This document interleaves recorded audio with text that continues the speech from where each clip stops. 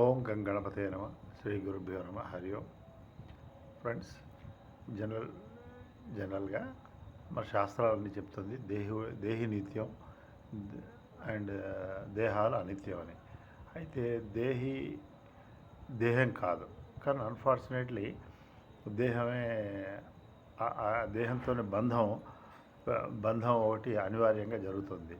అయితే దీనికి వివేకం, ఎందుకంటే ఈ దేహంతో మనం ఏ కర్మలు చేసినా మంచి కర్మలు చెడు కర్మల కంటే మంచి కర్మలు మంచివి, మంచి కర్మల కంటే భగవత్ సంబంధించిన కర్మలు కరెక్టే.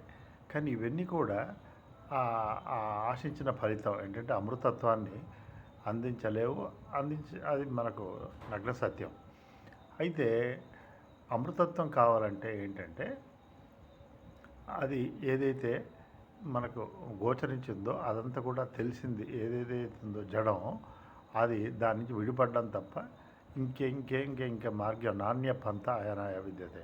ఇంకా ఏ విద్య కూడా కాపాడదు. అంటే తాను శరీరం కాదు అనే విద్య తప్ప ఇది ఆ పరవిద్య. అయితే దానికి అన్యంగా ఉన్న ఏ విద్య కూడా అది మనల్ని దాని నుంచి తప్పించలేదు. అయితే ఇది అంత జటిలం ఎందుకయిందంటే రియల్లీ ఒక సూక్ష్మంగా దీని పట్ల ఉండాల్సిన అవగాహన లేకపోవడం.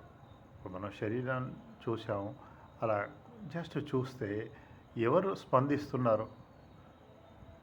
నువ్వెవరని శరీరం అడిగితే అది చెప్పలేదు, ప్రాణాలు చెప్పలేవు, అండ్ ఇంద్రియాలు మనోభావాలు ఇవేవి చెప్పలేవు. అయితే అవి ఉన్నాయని చెప్పే తానున్నట్టు స్వతసిద్ధం తనకే తెలుసు. అయితే ఫస్ట్ ఏంటంటే తాను ఉన్నాడు. అయితే తాను ఉన్నది ఇవేవి కాదు, ఇవేది కాదు. ఎందుకంటే ఇవి ఏవైతున్నాయో ఇవన్నీ కూడా సుషుప్తిలో లయమైనప్పుడు, కానీ తాను ఇంకా ఉన్నాడు. అంటే తాను ఇవేవి కాదు, తను జ్ఞానం అంటేనే నేను అనుకోగలగడం. అండ్ జడం జ్ఞానం లేనివి అనుకోలేవు.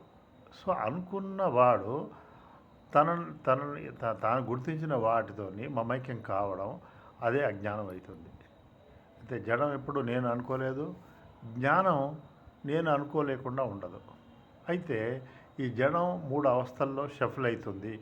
అది కానీ తన జ్ఞానం 3 అవస్థల్లో కూడా ప్రకాశిస్తుంది. అయితే ఇది గుర్తించడం, దీన్ని కంటిన్యూగా తదేకంగా దాన్నే స్మరించుకోవడంతో దీని నుంచి విడిపడే అవకాశం ఉంది. తాను జ్ఞాన స్వరూపం, జ్ఞానం అంతటా ఉంది, తాను కూడా అంతటా ఉన్నాడు అనే బోధ విదితం అవుతుంది. హరి ఓం.